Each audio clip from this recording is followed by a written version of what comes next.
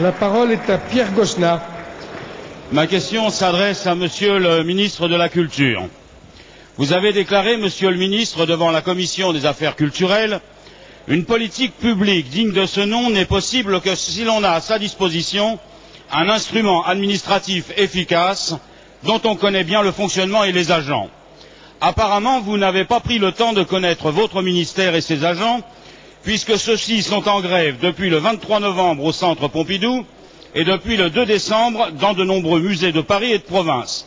Ce qui est en cause, c'est votre entêtement à vouloir poursuivre l'application de la RGPP dans des services et des établissements culturels qui sont déjà asphyxiés par des restrictions budgétaires.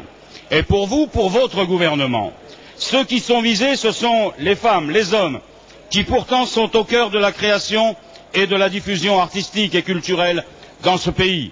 Ceux qui ne seront pas remplacés, comme pour mieux signifier que leur travail est accessoire, en fonction bien entendu de la rentabilité financière. C'est ainsi, Monsieur le ministre, que vous appliquez scrupuleusement votre feuille de route, ou comment économiser encore plus sur le budget de la culture inférieur à 1% du budget de la nation. Cela signifie une perte de 1000 emplois sur les 23 000 de votre ministère, dont 200 à Pompidou. Et à ceux qui résistent, vous envoyez les forces de police rue de Valois, tout un symbole. Vous vous proclamez solidaire de votre gouvernement, soit, mais l'alternative pour un ministre n'est pas toujours, comme on l'a entendu parfois, de fermer sa gueule ou de partir. D'ailleurs, il y aurait de l'allure, surtout pour un ministre de la Culture, de l'ouvrir. Mais nous n'en sommes pas là.